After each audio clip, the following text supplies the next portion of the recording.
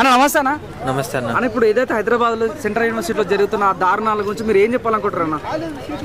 అది దాని గురించి తెలుసుకున్నాను. అది ఫస్ట్ చంద్రబాబు నాయుడు గారు ఒక ప్రైవేట్ వ్యక్తికి 400 ఎకరాలు ఫ్రీగా తన సంబంధించిన బినామీకి ఇచ్చారు.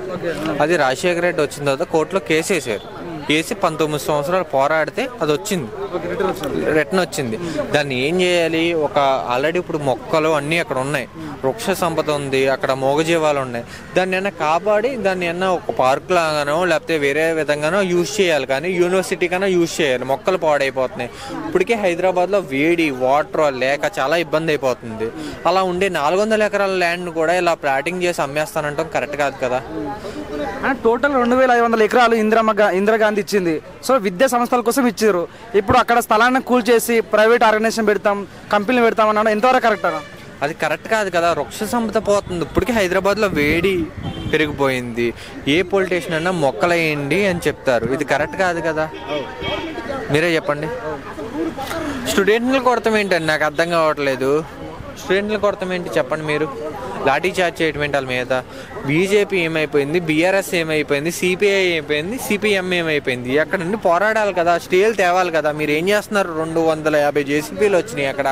అంత దారుణంగా ఒక నైట్ క్లియర్ చేసేద్దామని అన్ని జేసీబీలు పెట్టి కరెక్ట్ కాదు కదా ఇది. అక్కడ కమర్షియల్ చేసి అంటే ఉండే వృక్ష సంపద వేస్ట్ అయిపోతుంది. మోగజీవాలు ఎన్ని ఉన్నాయి అక్కడ? లేళ్ళు, దుప్పులు, నెమిళ్ళు, పికాక్స్ అన్నీ ఉన్నాయి కదా. అట్లా ఏమైపోవాలి ఇట్లా పరిస్థితి?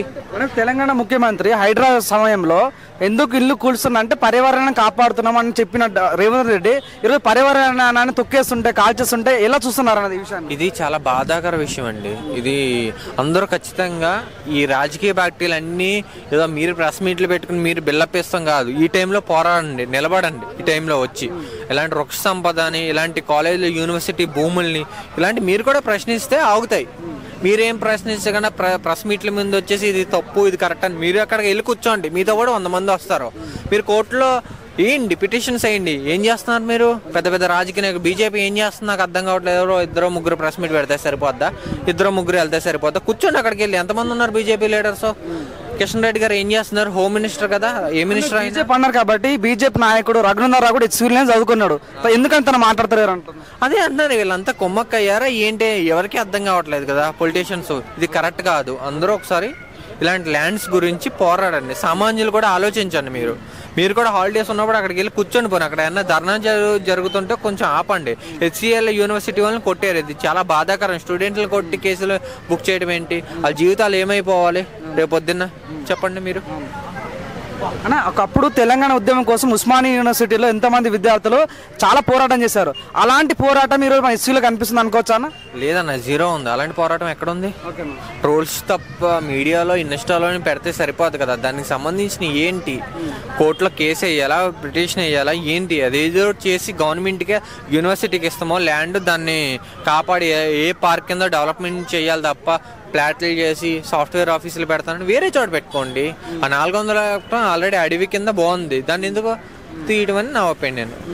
అని హైదరాబాద్ ఎక్కడ చూసినా పార్కులు తప్ప ఎక్కడ మనకు ఫారెస్ట్ కనిపి. మనకి ఏకెక్క ఫారెస్ట్ 400 ఎకరాలు ఉందంటే అది ఎస్సీనే. ఆ ఎస్సీని కూడా దౌర్జన్యంగా లాక్కోవడం ఎంతవరకు కరెక్ట్ అంటారు? ఇది బాధాకర విషయం అండి. బీఆర్ఎస్ ఏం చేస్తుంది, సిపిఎం సిపిఐ ఏం చేస్తుంది, కనిమా పార్టీలు కూడా వెళ్ళి మీరు అక్కడ ప్రశ్నిస్తే అందరికీ అర్థమవుద్ది. మీరు ఏదో ప్రెస్ మీట్లు పెట్టేస్తే సరిపోదు కదా. అక్కడికి వెళ్ళి కూర్చోండి. మీరు నిరహార దీక్షలు చేయండి. ఎలాంటిది అప్పుడైనా ఒక పార్టీని నేను ఏమంటలేదు, అన్ని పార్టీలు ఏకమవ్వండి. ఎందుకంటే ఇది సేవ్ చేయాలి కదా ఆ ల్యాండ్ని. ఇది కరెక్ట్ కాదు కదా. కాంగ్రెస్ ప్రభుత్వం కూడా ఒకసారి ఆలోచించాలి. ఇలాంటి చర్యలు తీసుకోవాలంటే కరెక్ట్ కాదని నా ఒపీనియన్. అన్న ఎలక్షన్స్ టైంలో ఎంతమంది యువత కండువాలు వేసుకుని మరి కాంగ్రెస్ పార్టీ కోసం పోరాటం చేశారు. సో అదే అలాంటి యువకులనే ఇప్పుడు ఘోరంగా లోపలైతే దౌర్జన్యం కొడుతుంటే సో దీనికి ఎలా చూస్తారు అనే విషయాలు మీరు? ఇది బాధాకర విషయం అండి. ఎందుకంటే స్టూడెంట్స్ చాలా కష్టపడి కాంగ్రెస్ ప్రభుత్వాన్ని తెచ్చుకున్నారు ఏదో ఎక్స్పెక్ట్ చేసి. ఇక్కడ ఎక్స్పెక్టేషన్స్ అన్ని జీరో అయిపోయినా ఉన్న వాళ్ళనే కొట్టేస్తుంటే ఇంకెందుకు ఒపీనియన్. సో ఓవరాల్గా ఇప్పుడు ఏం చెప్పాలనుకుంటున్నా సార్? అంటే ఇప్పుడు గవర్నమెంట్కి ఏం చెప్పాలనుకుంటున్నారు? గవర్నమెంట్కి ఏం చెప్పాలంటే ఖచ్చితంగా ఆ చర్యలు వెనక్కి తీసుకుని మీరు ఏదైతే కూల్చారో ఒక చెట్టు కూలితే 10 మొక్కలు నాటండి అని నేను కోరుకుంటున్నాను. ఓకే, థ్యాంక్ యూ అన్న.